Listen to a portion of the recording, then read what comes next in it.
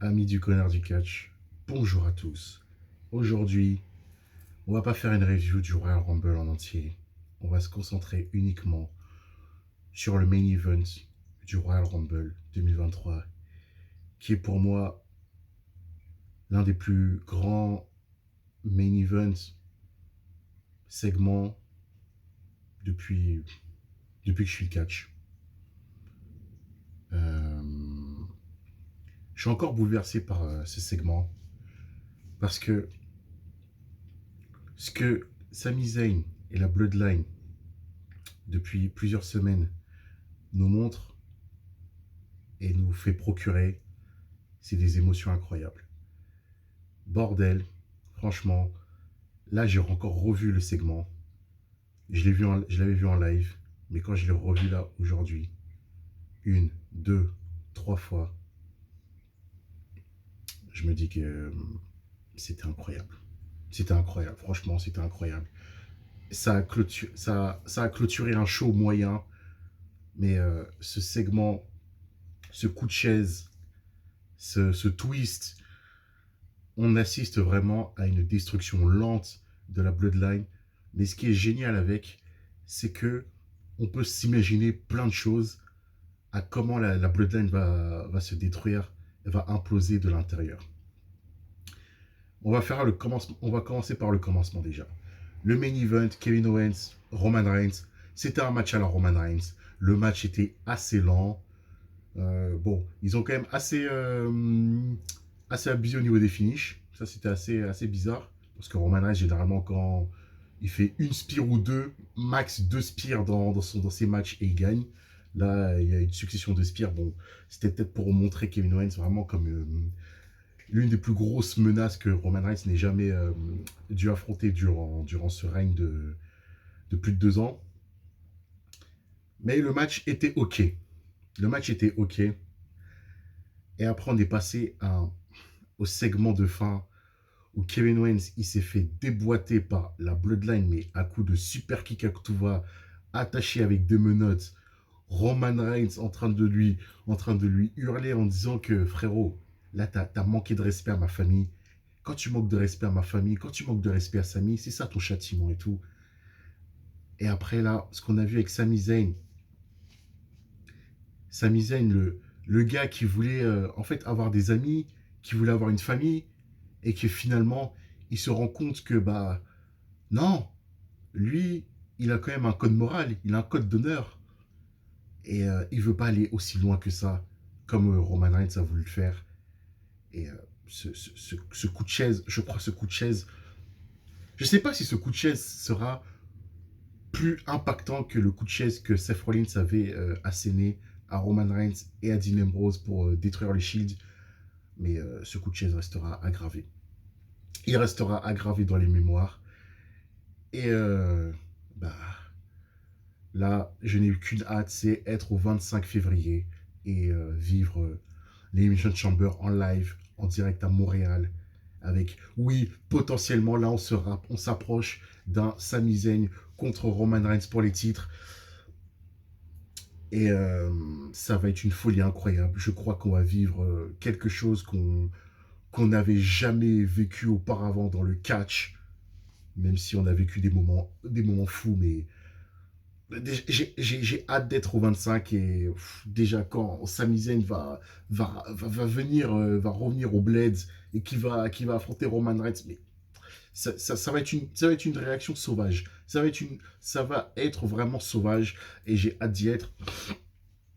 Et ensuite, on peut parler de Jey Uso, quid de Jey Uso, parce que là, Jey Uso aussi nous fait réfléchir par rapport à ce qui peut se passer dans les semaines à venir. Là, l'incertitude Jey Uso au sein de la Bloodline, ça va être intéressant. Et, si ça se trouve, Jey Uso pourrait être le déclencheur afin que le Rock se pointe. Bon, même si je suis pas très fan que le Rock affronte Roman Reigns, parce que là, il est dans un règne légendaire. Mais ça peut être un déclencheur. Ça peut être un déclencheur. Et à surveiller, à surveiller, à surveiller, à surveiller. Et moi, je ne suis pas très certain que les Usos pommeront les titres contre Sami Zayn et Kevin Owens à WrestleMania. Je pense que les Usos sont peut-être susceptibles de perdre les ceintures bien avant WrestleMania dans les weekly à venir, peut-être. À voir. Parce que là, sachant que là, ils ont un match de championnat contre Imperium bientôt. Donc je pense qu'ils vont le mettre en weekly. Et on verra comment les Usos vont se comporter, surtout Jey Uso par rapport à Jimmy et Solo Sikoa. Donc tester de nouveau sa loyauté envers sa famille. Donc c'est pas vraiment certain que voilà. Et ensuite on peut, par rapport à cette storyline de la destruction de la Bloodline, on pourrait faire un quiz de Cody Rhodes parce que là Cody Rhodes, vous le savez tous, il a gagné le Royal Rumble.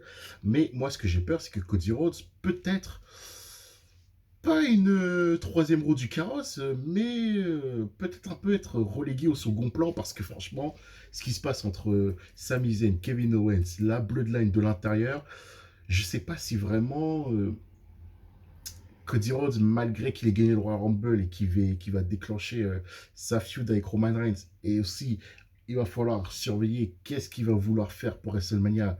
Est-ce qu'il va vouloir prendre toutes les ceintures ou vouloir défier Roman Reigns pour une seule? Donc il y a beaucoup de puzzles à assembler. Et là, c'est vraiment excitant. Donc tout ce qui... Je sais plus qui avait dit ça. Je crois... Oui, je crois que c'est Cody Rhodes voilà, qui l'avait dit en conférence de presse. Oui, j'avais vu la conférence de presse après le Rumble. Qui a dit que Roman Reigns est le meilleur catcheur au monde, comme c'est le champion incontesté. Tout gravite autour de lui, comme c'est le champion incontesté. Et c'est le cas. C'est le cas. Le monde du catch, franchement, là, pendant les 3-4 mois à venir, sera vraiment suspendu et va graviter autour de Roman Reigns parce que là, avec tout ce qui va se dérouler autour de lui, comment il va gérer ses conflits familiaux, comment il va gérer euh, bah, la trahison de Sami Zayn, comment il va gérer aussi Kevin Owens qui sera toujours dans les parages, comment il va gérer Cody Rhodes et il y a l'ombre du Rock qui plane.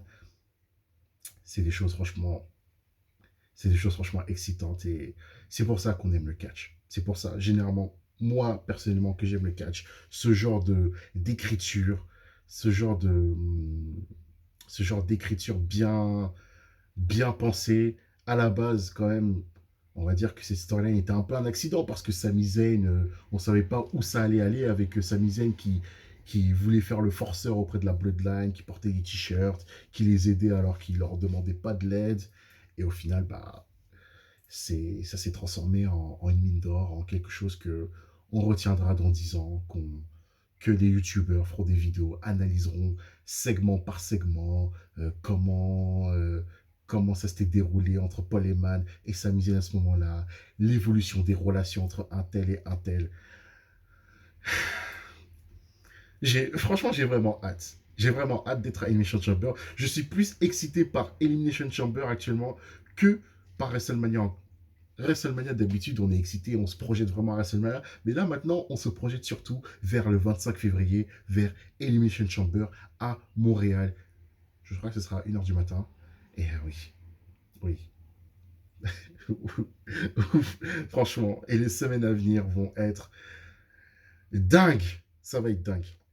Juste avant de vous quitter, une petite review rapide du Royal Rumble. Ce que j'en ai pensé, le Royal Rumble en soi était moyen. Tous les matchs étaient quasiment prévisibles. Mais comme je l'ai dit souvent, lorsqu'un mini-event clôt un show et le mini-event est bon, bah, le show en général, en fait, il est bon. Le Royal Rumble masculin était moyen. On s'attendait à des surprises. On s'est fait douiller encore une fois. Même avec Triple H. Il n'y a pas eu de surprise, vraiment. À part Booker T qui n'en est pas une. Donc Cody Rhodes, la fin était bien. La fin était bien. Cody Rhodes contre Gunther, le match de catch qui a duré peut-être à peu près 10 minutes comme Shawn Michaels Undertaker. Mais petit bémol, on s'est fait douiller parce que le Royal Rumble s'est déroulé à 29 personnes. Donc Rey Mysterio, il n'avait pas été remplacé, donc voilà, bizarre. Le LA Knight, Bray Wyatt, on s'en bat les couilles. C'était un match de merde. Il fallait juste ramener Naomi pour enflammer le dance floor là, parce que bah oui, le Pitch Black, il n'a pas fait sauter des foules. Bray Wyatt a gagné, on Claudie, bon bah au final ils sont alliés. Ensuite, Alexa Bliss a perdu comme une merde contre Bianca Belair. Le match était osef. Et le Royal Rumble féminin était légèrement mieux que celui des hommes parce qu'on a eu, allez, quelques surprises. Quelques surprises. Donc déjà, la nouvelle gimmick d'Asuka. J'aimerais diriger Asuka vers Charlotte Flair pour une revanche de WrestleMania 34. Et là, Asuka la déboîte. Mais ce qui était prévisible, c'est que Rhea Ripley a gagné le Royal Rumble féminin et donc avalé squash Bianca Belair à WrestleMania. Voilà ce que j'avais à dire sur ce show en général, mais surtout le segment de fin qui a tout polarisé, qui a tout monopolisé, qui est en train de mettre Twitter en feu, qui retourne les cerveaux de tout le monde. Là, les théories sont en train de chauffer. Donc voilà, dites-moi vos théories par rapport à ce qui va se passer dans les semaines à venir. Là, parce que là, le jeu d'échecs, là, le jeu d'échecs Roman Reigns, Bloodline, Cody Rhodes, l'ombre du rock encore, Kevin Owens, Sami Zayn, c'est trop, c'est trop, c'est trop. Donc voilà, j'espère que vous avez aimé cette vidéo, likez-la, partagez-la, et on se retrouve pour de prochaines aventures.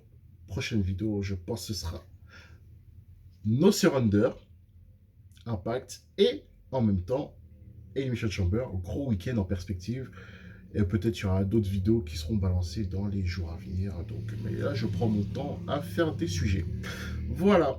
Mais s'il y a un truc, une actualité catcheuse qui est chaud, on réagira peut-être direct. C'était votre ami le connard du catch. Merci d'avoir suivi cette vidéo. À plus.